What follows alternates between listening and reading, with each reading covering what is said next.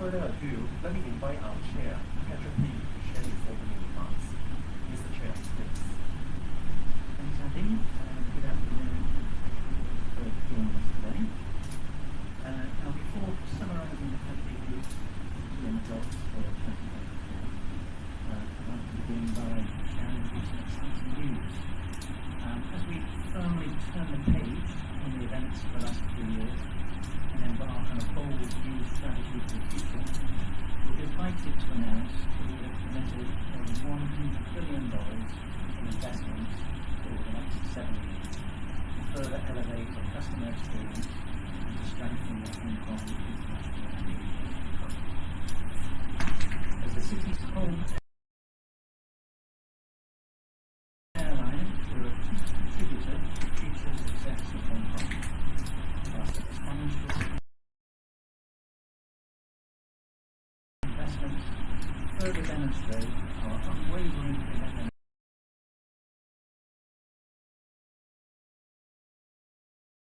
to Hong Kong's ongoing economic development.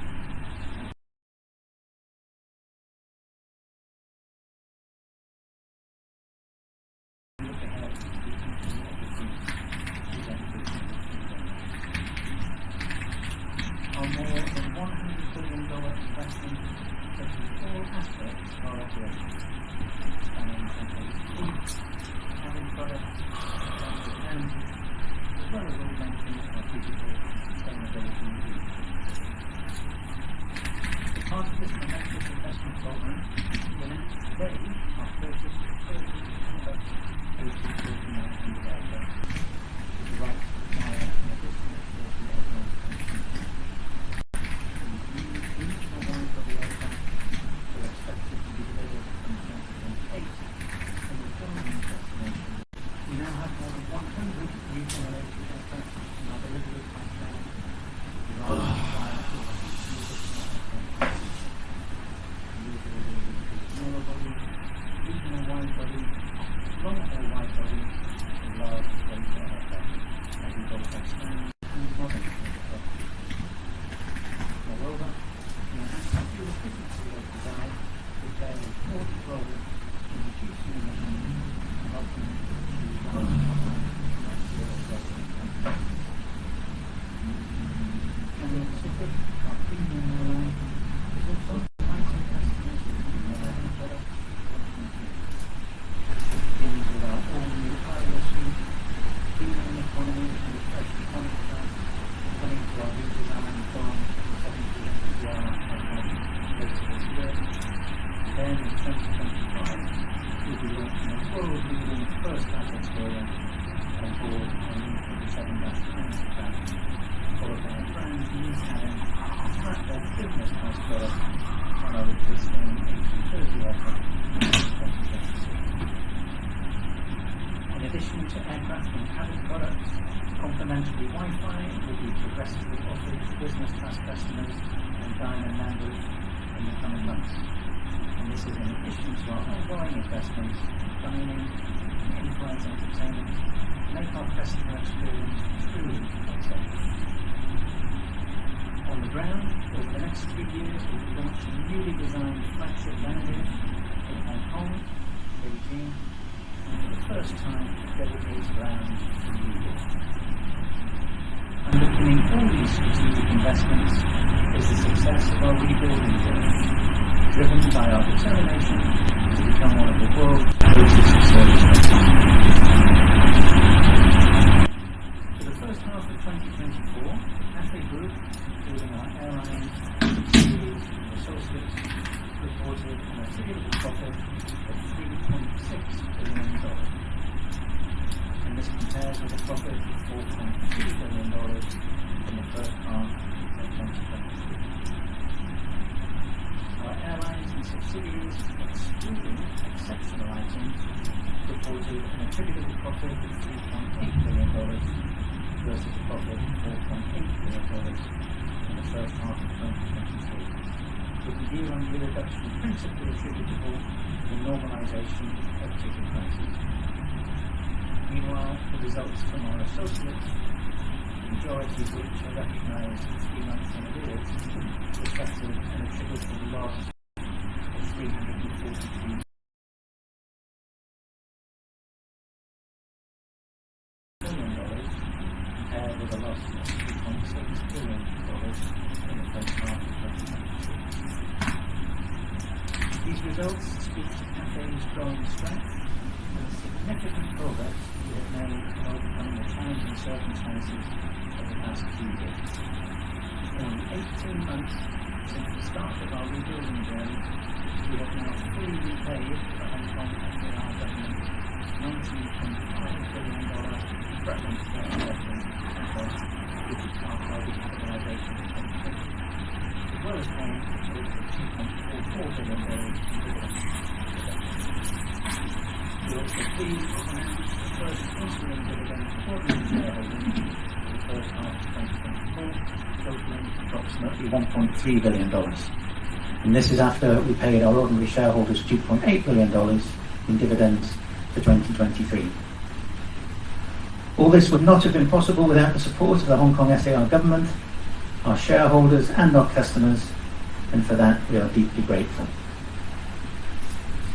The success of our rebuild is also evident in our ability to add more flights and destinations for our customers. All of Cathay's aircraft that were in long-term parking have now returned to service, and we remain on track to reach 100% of our pre-pandemic flights within the first quarter of 2025 as planned. With our unique position of having deep roots in Hong Kong, being proudly part of China, and connecting the world, we will continue to build Hong Kong as an international aviation hub that connects people to the most exciting places in the world. As a group, which includes Cathay Pacific and HK Express, we currently fly to more than 80 passenger destinations across the globe, a figure which will rise to 100 within 2025. So far, in 2024, 10 new destinations have already been announced, 8 of which have commenced service, with Riyadh and Cairns still to come later this year. Our recruitment and training to fuel this growth is on track. Our group headcount will increase by 5,000 people this year to a total of 29,000. We're also very proud that this year Cathay Pacific was named among the top 5 best airlines in the world in renowned industry rankings, and that our economy class was voted the world's best. These industry accolades and achievements are entirely due to the tireless support and dedication of everyone at Cathay. The important strides we have made over the past year are a testament to our resolute confidence in the future of Hong Kong. Looking ahead, we are more committed than ever to contributing to our city's success as an international aviation hub and being a positive force that moves people forward in life. I would like to extend my sincere gratitude to all of our customers for the incredible support they have continued to show us, as well as to everyone at Cathay whose phenomenal efforts have enabled Cathay to achieve so much and will continue to propel us from strength to strength in the future. Thank you.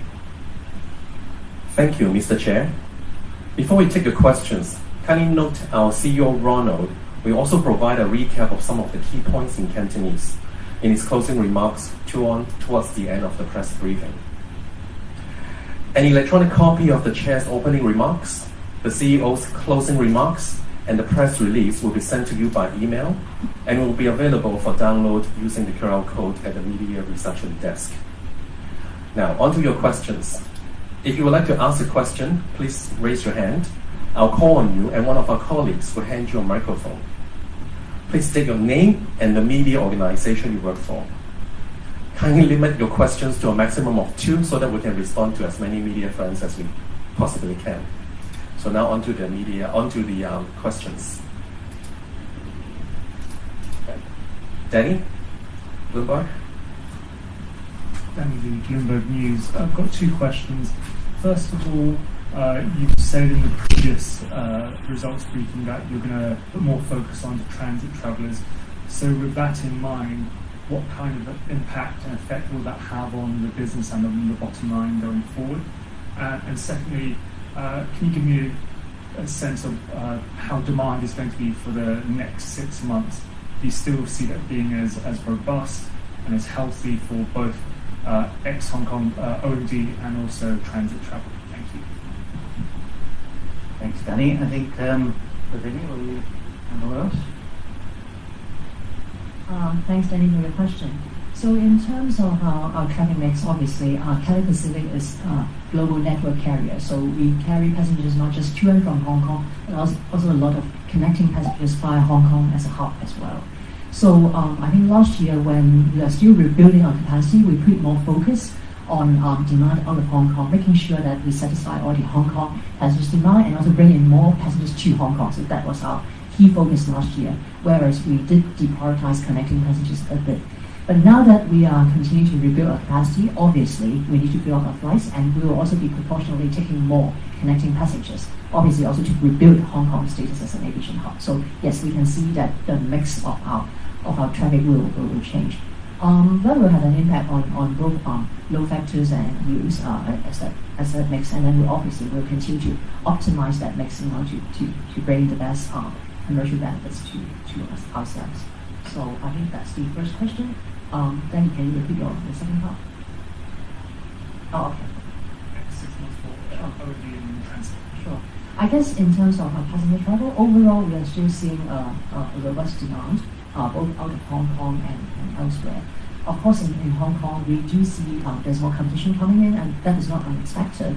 We do expect that as Hong Kong borders reopen, now it's into the second year, ourselves, of course, we will be bringing back more capacity, the same as some of our competitors as well. So I think overall, I think we are seeing more balanced demand and supply. But overall, I think demand is still quite strong. So like for this summer, we are still seeing very robust demands. And for some of the long weekends in particular out of Hong Kong, we are still seeing good demand overall. Thank you, Lavinia. Kenneth.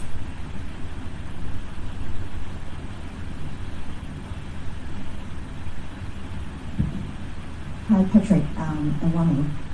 The 100 billion investment plan is really stunning. How are you going to raise the funds and to counter the risk arising from geopolitical tensions, high interest rates, and keen competition among regional airlines? If the returns are not as good as expected, how are you going to prevent the group from becoming debt-ridden, which may cause another financial fallout and may drag down your company? Thank you. Thanks, Kenneth. Look, I think we're in an extremely exciting phase at the moment. The last 2 years we've been focused on rebuilding after the events of the pandemic, and so we're moving out of that phase. We'll be at 100% of pre-pandemic flights by the first quarter of next year, and so that really enables us to focus on the future. We remain absolutely confident in the future of Hong Kong and the Hong Kong International Aviation Hub.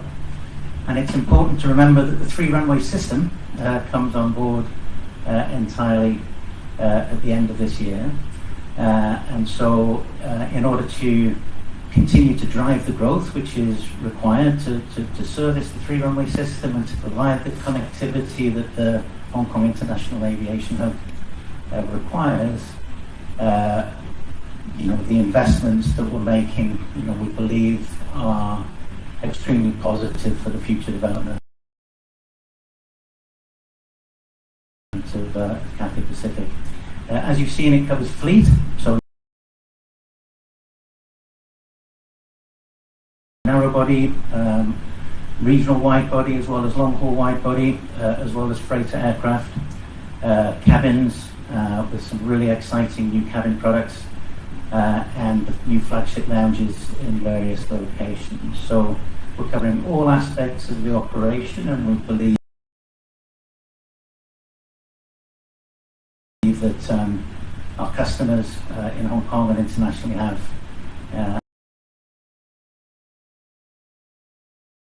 a lot to be excited about.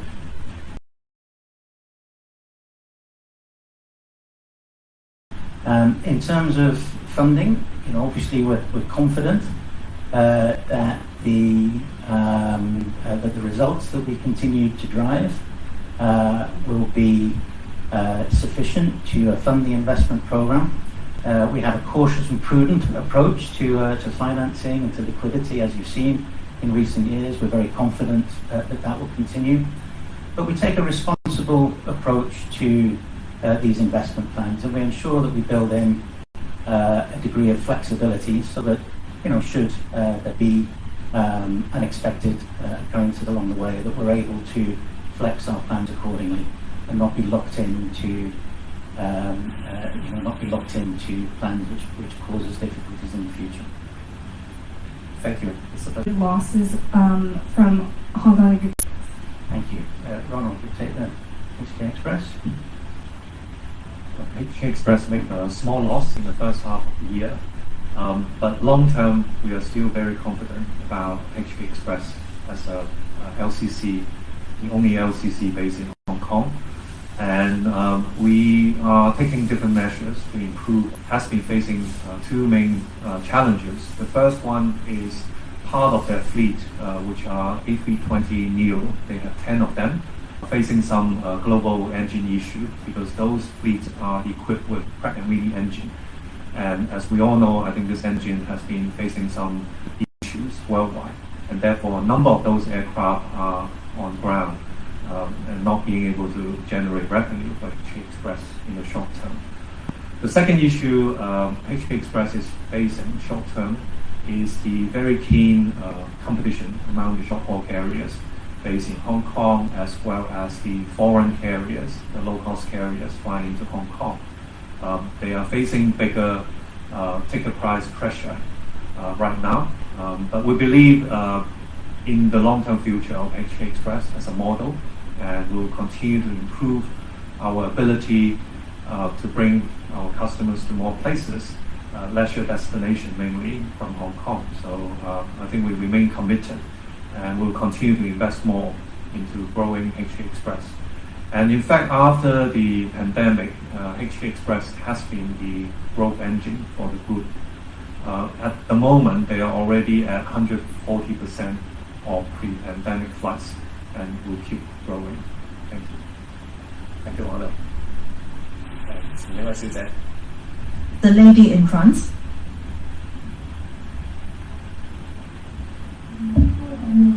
I have two questions. The first question is, you know that more than 100 billion investment touches all aspects of your operation. So, what is the allocation and the distribution of all segments, such as also what proportion for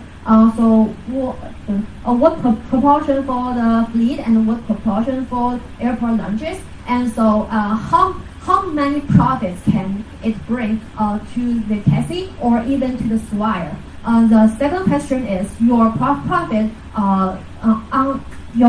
in the first half of 2024 was down about 15%. So what is the reason of it? So could you please elaborate on it? Thank you. Sure, thank you very much. So in terms of the investment program, each individual investment that we've made, including today's investment of the 30 A330-900s, each of those announcements has an approximately quantified number.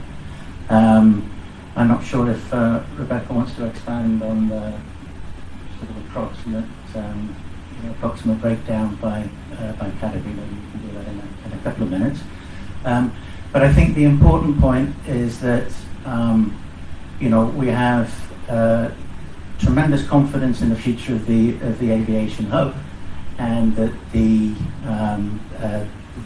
investments span all aspects of our operations, and these are going to be an instrumental part of how Cathay Pacific plays our role in supporting the development of the Hong Kong International Aviation Hub, which we have tremendous confidence in.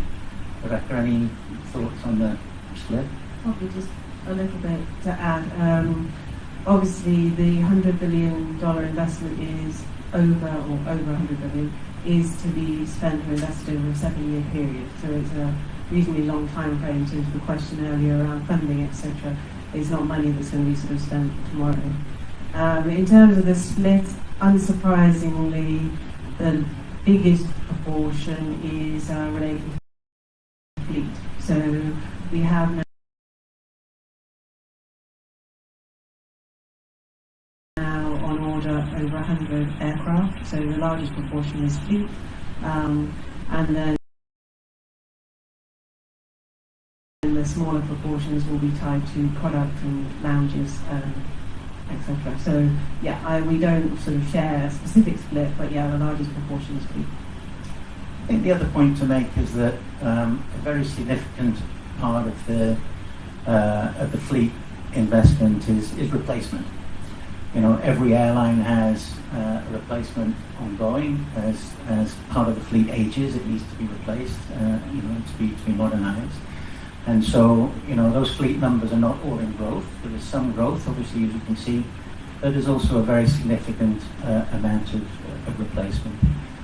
So, obviously, when we look at the total capital involved, we project the revenues associated with that, and we have a very cautious and prudent approach to our investments to ensure that we're optimizing the returns for our shareholders through the investments that we make.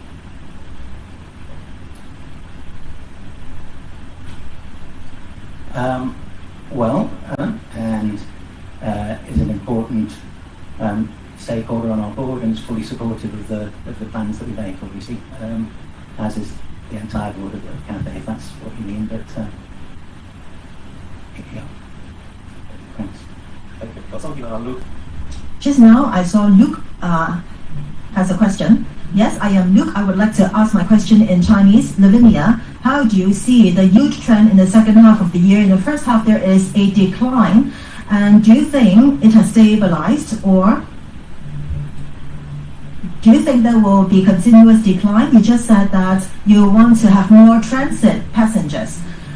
Besides, I would like to ask a question about UO, Hong Kong Express. Well, some aircraft is not in service because of engine problem. Now has the problem been solved? Are you going to receive compensation? Some other global airlines were able to get compensation. So how do you see will be the impact on your second half results? UO has set a target on 170% capacity at the end of the year. So will this target be delayed? What is your latest capacity, please? Thank you. Okay, two questions have been asked. Perhaps Ronald can start answering the question. Let me answer the question about Hong Kong Express. Well, just now I said already that Hong Kong Express, one of the fleet, has A320neo. We have 10 aircraft. And for this fleet, it is using Pratt & Whitney engine. Well, this is a global issue. So the result is that part of our fleet could not serve our passengers for a period of time. And starting last year, this issue happened, and it will continue for a few years. We have been discussing with the supplier about compensation. We have reached a satisfactory arrangement already. So in terms of finance in the future, there won't be further impact on Hong Kong Express's financial. In the second half of the year, Hong Kong Express will continue to increase the number of flights. As I said just now, today Hong Kong Express is already at 1.4 times the pre-pandemic level in terms of number of flights. And towards the end of the year, they will increase number of flights as well. We will go according to passengers' needs. Apart from Hong Kong passengers, will also meet overseas customers' needs. We will increase number of destinations. As I said just now, in the short run, Hong Kong Express may be facing some challenges, but with the commissioning of the 3-runway system, Hong Kong Express is the only LCC in Hong Kong. We have full confidence in it. So in the medium to long term, we are very optimistic about Hong Kong Express. So I will defer to Lavinia for the other question. Luke, thank you for your question. Just now you mentioned the trend of UO. I also would like to have a crystal ball in order to tell. In previous press briefings, I said already that at the end of the day, fare level is determined by demand and supply. Regarding supply, well, we have been increasing flights. Other airlines are also increasing flights. So it all depends on whether demand can also catch up. What we can control is, well, demand and supply will not preclude us from increasing our flights. We will certainly increase capacity according to our plan. So regarding demand and supply, we will definitely do more to stimulate demand, hoping that more people will travel. Then this will help fare level. On the other hand, we will improve our products.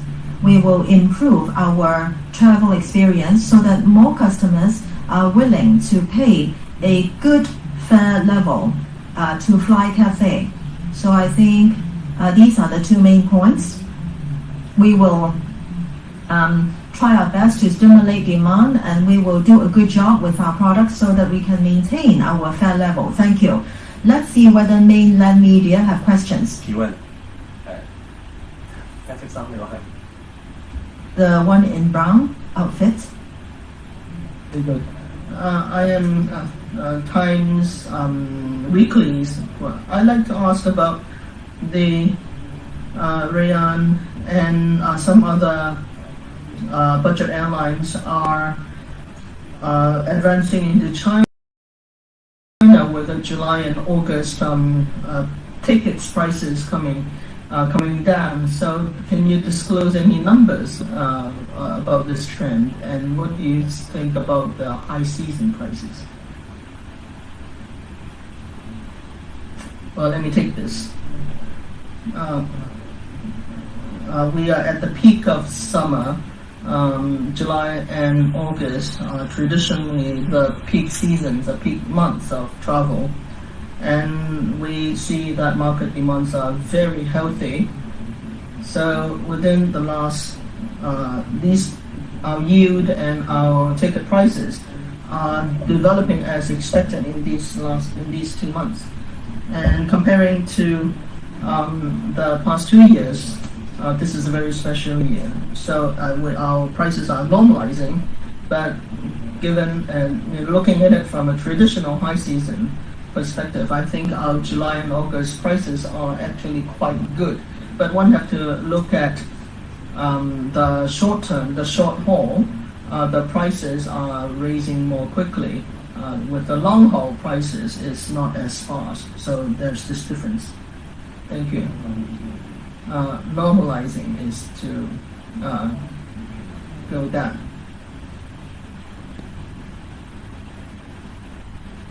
Gentleman in the black. Yes, thank you. I'm from Nanfang annual report. I have 2 questions. First is that we're delighted to see that Cathay has sponsored the Olympic an Olympic item, and has this team has won a silver medal.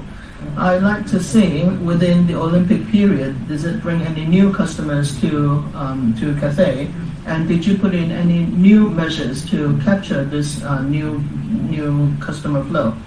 And how would Cathay Pacific continue to grow the new age, the younger customers? And just now about prices, with the flights, the number of flights become more and more normal, but people might think that the prices for Cathay's Europe and American destinations are more expensive. So do you have any measures to give people a more balanced price?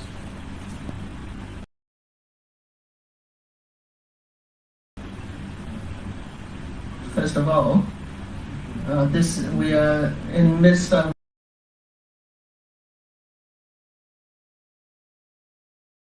the Olympics, so the company is highly supportive of Hong Kong and mainland athletes. So with Hong Kong athletes, we have some encouragements for them apart from our sponsoring of the Hong Kong Olympian Committee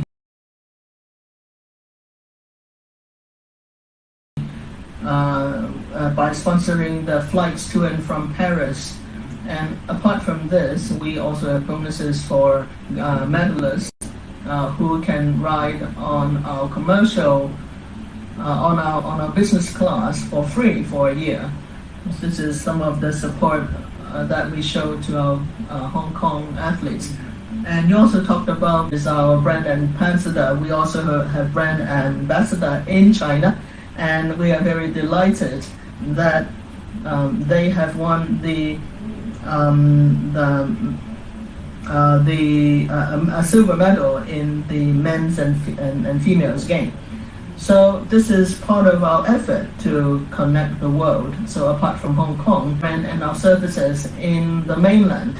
So some of the sponsors and our marketing campaigns were targeted to this direction. And just now you talked about attracting young people.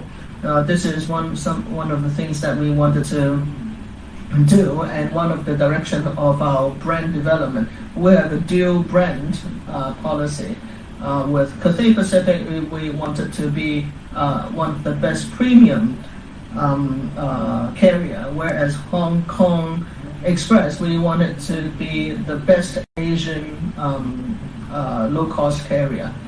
So with young people, after they started to work, so they may also ride on our Cathay Pacific. So this dual brand policy is, a measure, a policy that we have taken place for these potential customers. And our prices, as far as our prices for the short-term ones, short-haul ones, all of them have been normalized. So we see that all of them in the last couple of months have become entirely the same with those prior to the pandemic. The long haul is still recovering though. The long haul prices from Hong Kong, when compared to last year, has come down by 20%. The only exception is that with a slower speed of normalization are the routes from Hong Kong to the USA, because that recovery, especially that recovery is not as fast. But then those mainland customers going from China to the USA would come through Hong Kong. So this is a force.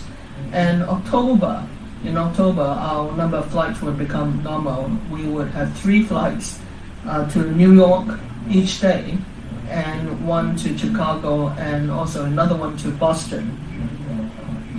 With starting April of next year, Xi'an's flight would also recover. We will have 3 flights to Los Angeles each day. To San Francisco, we will also have 3 flights per day. So as far as flights to the US is concerned, we actually have quite a large number of it in order to meet the demand for both Hong Kong and mainland customers. We're working hard on this. So we see that once the number of flights have become normalized, so will the prices. Hello, Yelena from CNBC. I wanted to ask Patrick, you talked about ticket price normalisation impacting your profitability this half.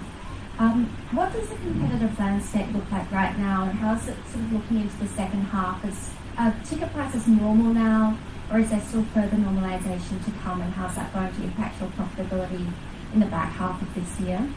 And then last time we were here in March, we spoke about the significant issues facing the aviation sector, and I recall one of the things that you talked about was trade flow balances and how that was impacting load factors. And I wonder if you can give us an update on sort of how that's looking now for Cathay Pacific. Sure, thanks. Let me just make a few sort of general comments about the ticket price normalisation, and then Lavinia, maybe sort of add some colour to both the relative load factors as well as sort of relative what's happening with different ticket pricing across the regions, etc. look, I mean, I think when we talk about normalization, it's important to remember the perspective, right? I mean, that post-COVID period, effectively 2023, was an extremely abnormal period. By any historical comparisons, the yields that we realized on the passenger side in those first few months after Hong Kong opened up in around January, February of 2023 were completely abnormal. So, of course we were expecting normalization. In fact, overall, and I'll ask Lavinia to add a bit more colour in a few moments, but overall, the degree of normalization that we've seen is fairly benign, and we're pleased with the profit performance in the first half of this year. We think it represents another great performance, the result of a lot of hard work from the whole of the team. But the fact that the ticket prices should have come down from what was a very, very abnormal yield situation, driven by this very extreme imbalance between supply and demand that we saw as Hong Kong opened up. Everybody here was desperate to fly, get back on planes, visit everyone they weren't able to visit over the previous 3 years. So it was a very, very abnormal situation. So when we talk about normalization, it's important to remember this is all in the perspective of this very unusual historical event. And as I say, the degree of normalization we regard as being benign, manageable, and still able to drive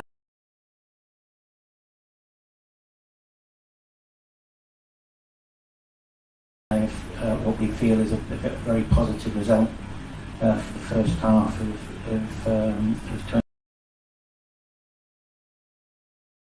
2024.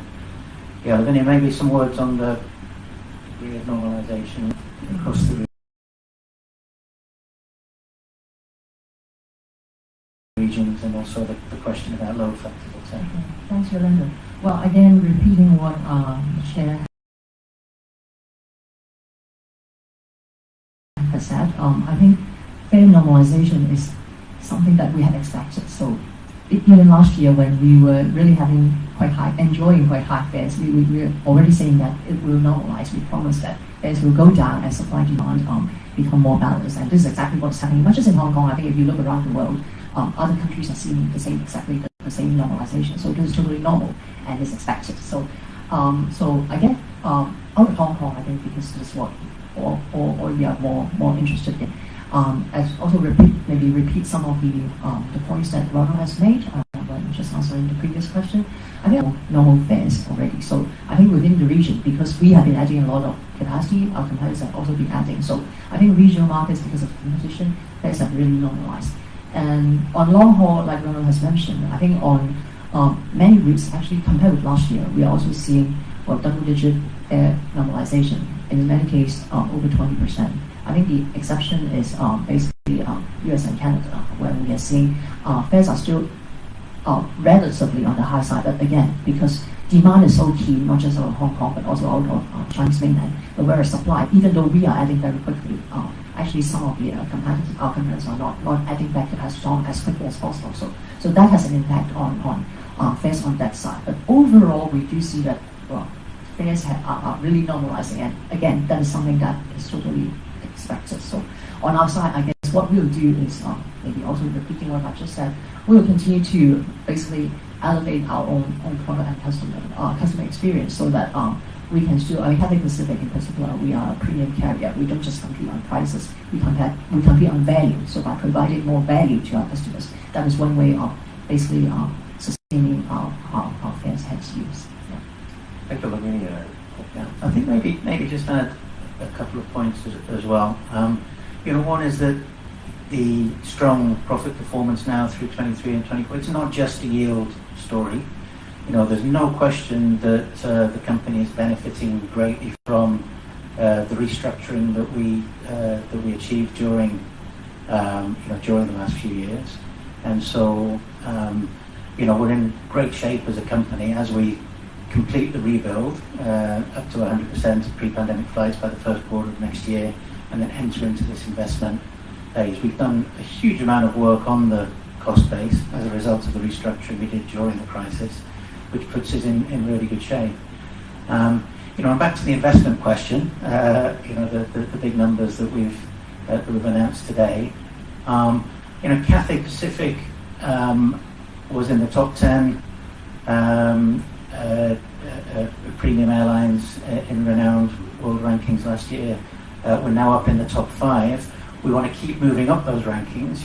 We want to get back to being the very best in the world, and this requires investment, right? So, we need to invest in the customer product, in the fleet, in the cabin, in the lounges, etc., to be able to maintain the premium pricing position that we've enjoyed.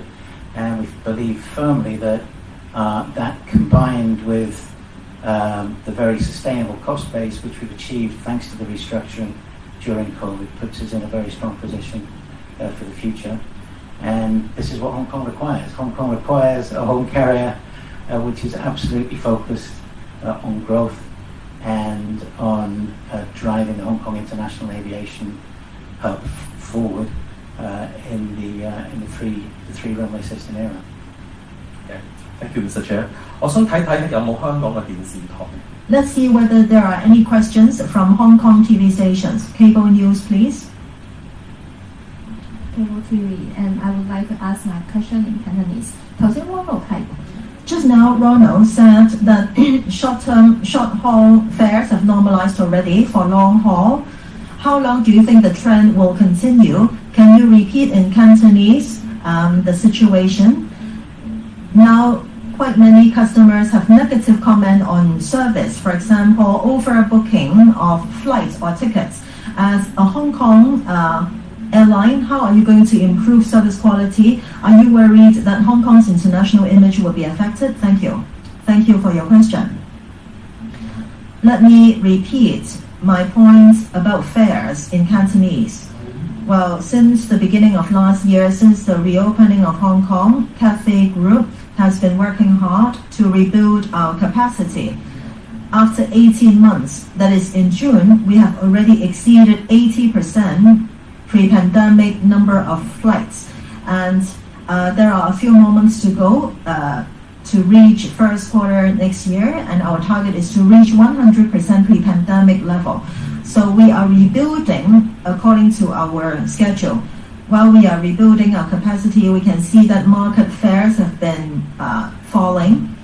First of all, for short-haul flights, fares up till now have completely normalized. For long-haul fares, because demand is different, so it has been coming down and it has been normalizing. For long-haul fares, comparing with last year, there's a decline for more than 20%.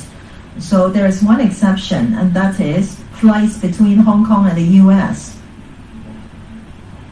Because resumption of direct flight between the mainland and US has been slow, many mainland passengers fly Cathay through Hong Kong to go in and out of the US. So for US flights, there is still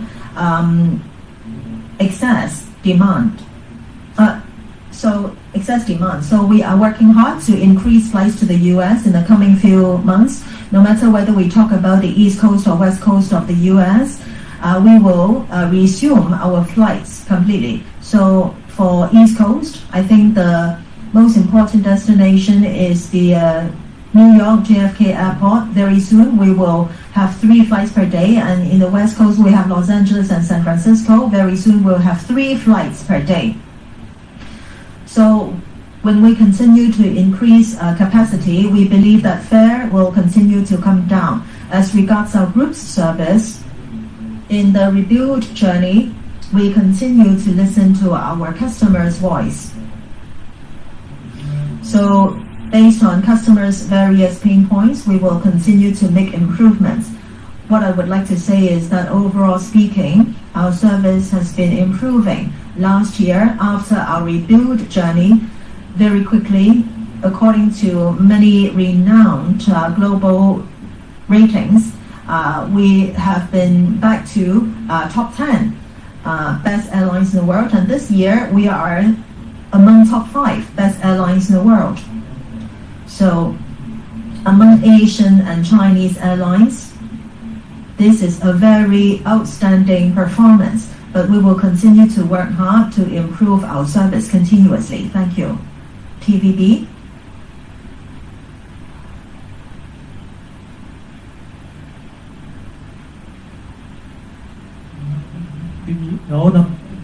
This is TVB. I have 3 questions for you. The first is, with buying of the new Airbus models, what kind of considerations did you have? Have you considered Boeing? And second question is, once with the future fleet, how do you dispatch them between different destinations and routes? And would that investment have any impact on the pricing?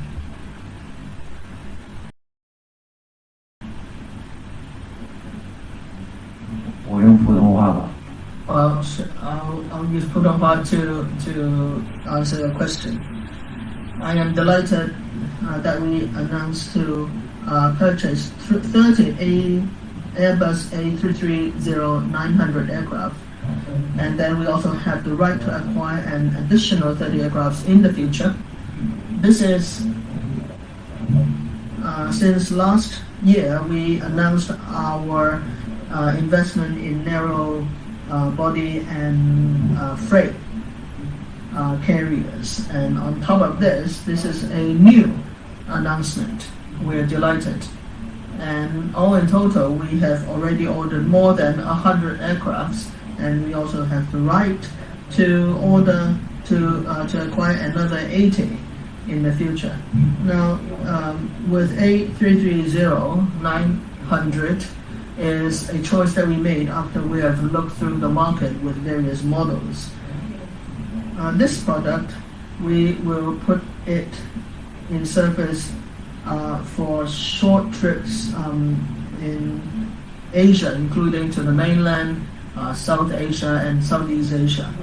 And your second question about the deployment in destinations and destinations. We have our traditional 777-9, those would be for traditional routes, and the Airbus 350, the newer ones, is also responsible for the long hauls, and the short haul we deploy 330 and the traditional 777. And within Cathay Pacific, we still have some narrow body 312 new that would be the main model. This would be used between Hong Kong and some short-term destinations. And we're delighted to announce today that we would be, in the next 7 years, we would be investing over 100 billion in our fleet and our products. This move is mainly for the purpose to enhance Hong Kong as an international aviation hub, because the 3-runway system would go on very soon. We see this as a very important opportunity and for development of Hong Kong. So this is why we made such important investment. And the new aircraft and new products would further enhance the experiences of our customers.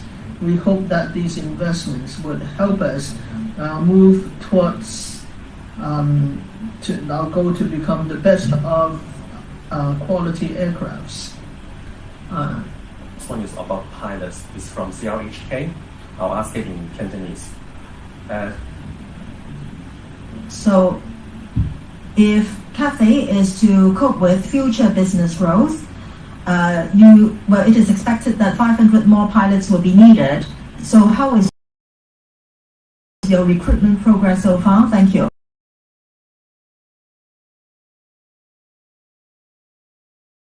Thank you for the question. Well, we are progressing as planned. So in first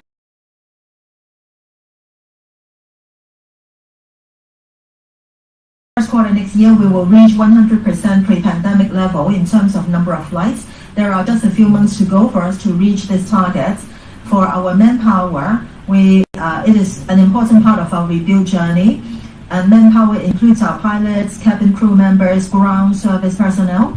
We have been working hard to recruit them and to train them. For pilots, well, we are working very hard to train and recruit them. Our progress has been very good. In order to reach 100% target, and we have to train 300 more pilots. For these pilots, well, some of them are in training program already, and in the coming months, they will begin to serve our group. So everything is progressing as planned. Our target stays the same. In Q1 next year, we want to reach 100% pre-pandemic level in terms of number of flights. Times. 下一個問題係由環球時報嘅。 Next question is from Global Times. So we realized that since 2023, Cathay Pacific has been increasing expansion and brand publicity in mainland China. So how do you rate your achievement so far? Can you let us know your future plan in this regard? This is from Global Times. Yes, thank you. 环球时报的，因为我们 After the pandemic, our positioning of Cathay is very clear. We are rooted in Hong Kong. We are proudly part of China, and we connect the world. So in the last 18 months, we have done a great deal of work, regardless whether it's brand building, service rendering, or recruitment of staff. We have done a great deal of work. These works have step by step shown that customers in the mainland are recognizing our efforts. Lately, there has been videos about our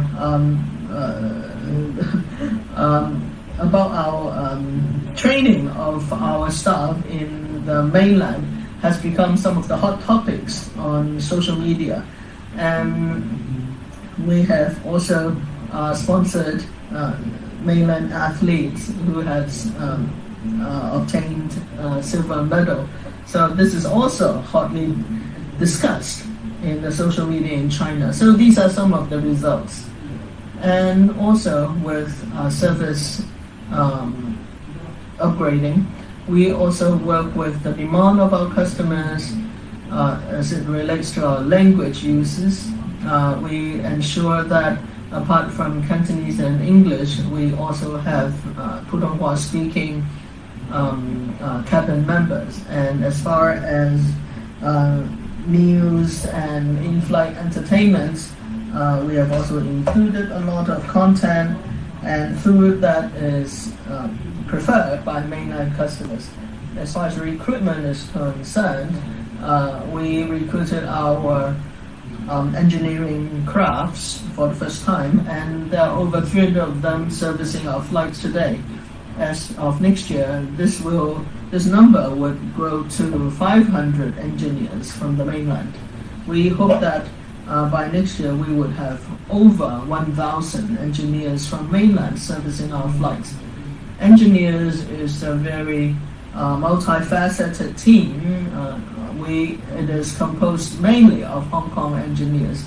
Going forward, engineers from the mainland would mainly be the second largest group.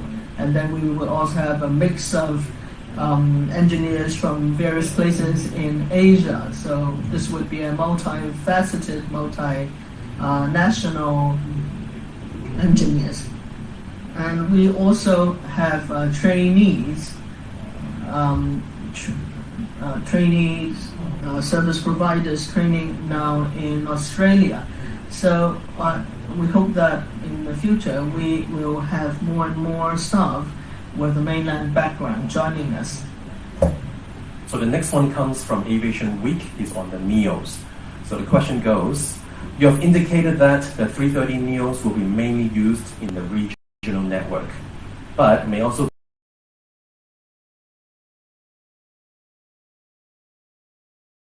used for long-haul routes too. Can you tell us more about your thinking on how and when the new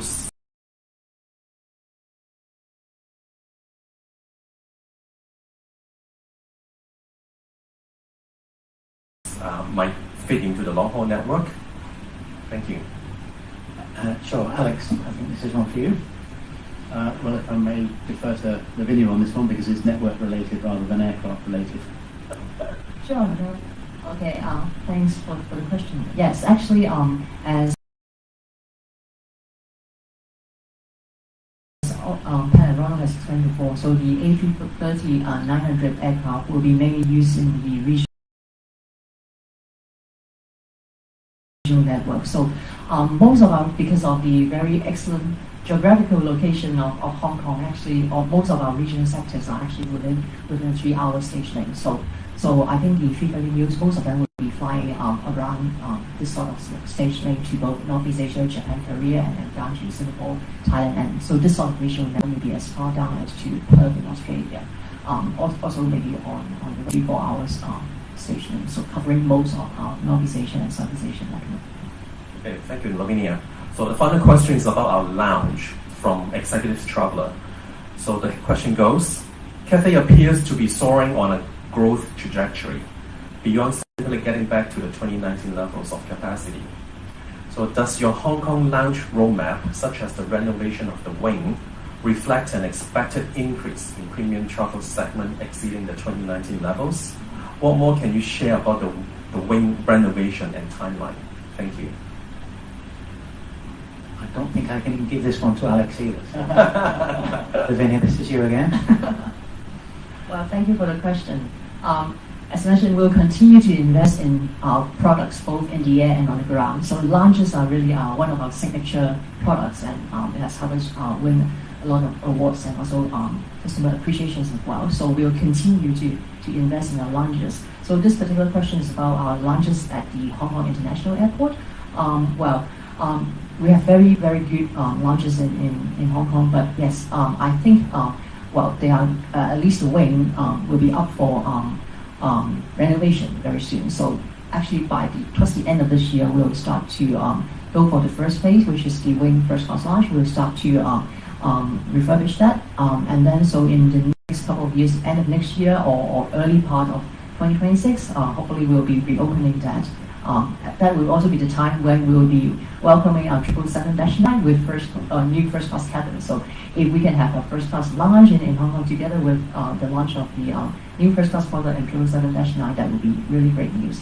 Then after the wing first, then we will also progressively refresh our other lounges in Hong Kong as well. So the wing business, and then subsequently the other lounge appear. So I think we do have a timetable to gradually renovate our lounges in Hong Kong in line with also the free-flowing system opening. So we do expect a lot more passengers, a lot more premium customers as well. So we will be adjusting or actually enlarging our size of the lounges just to cater for all these customer requirements.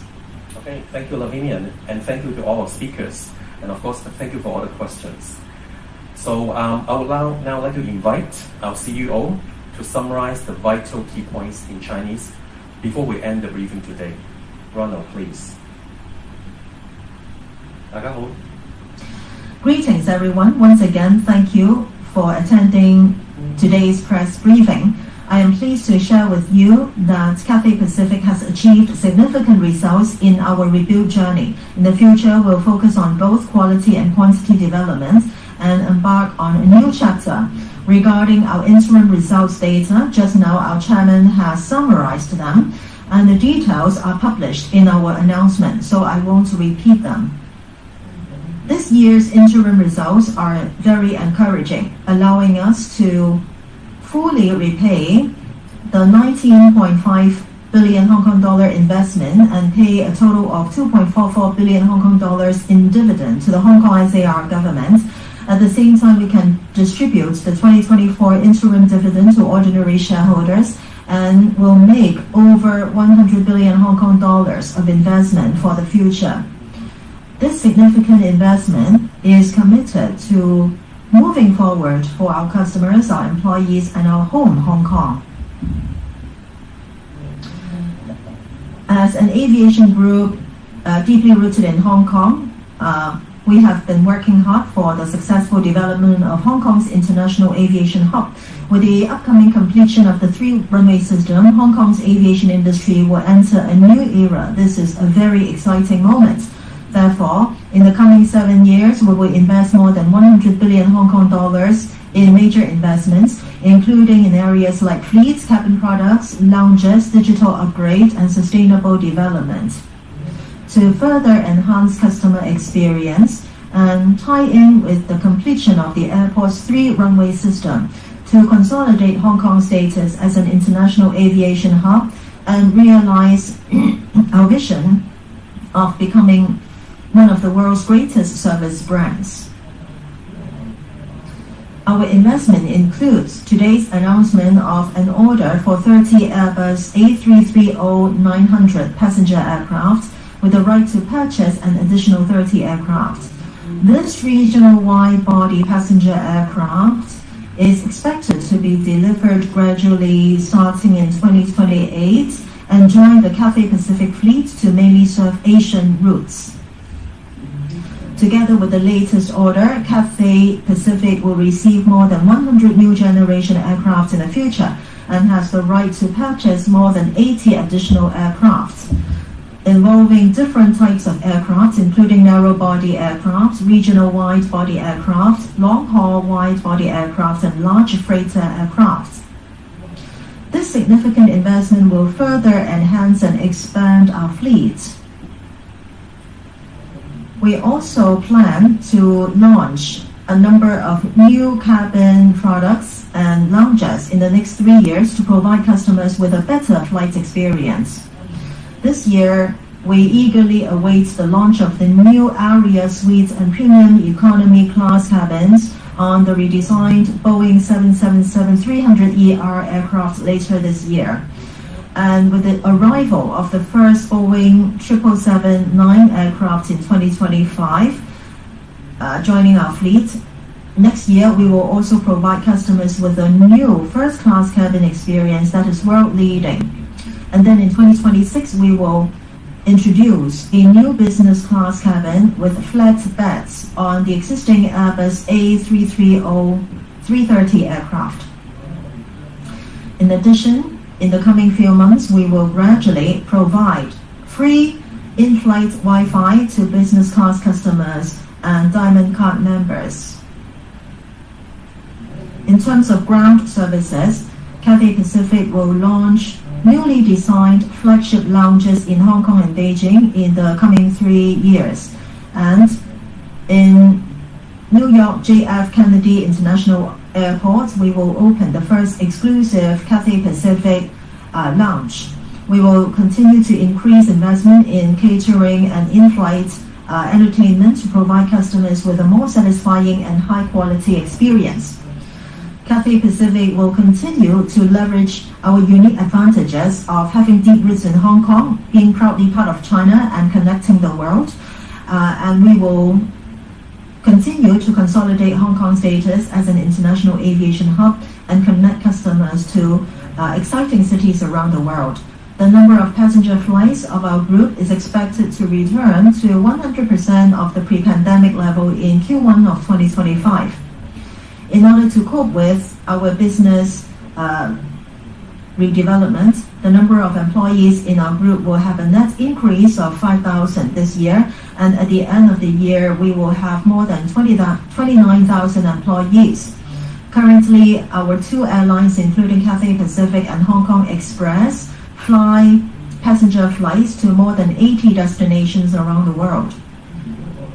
And the number of destinations is expected to increase to 100 in 2025.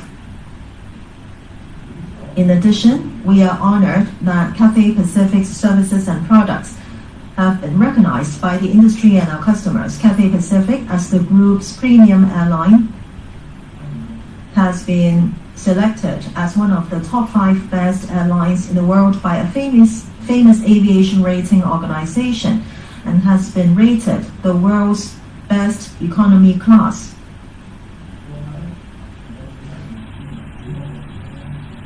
Thanks to colleagues and customers for their support in order for us to achieve such encouraging results.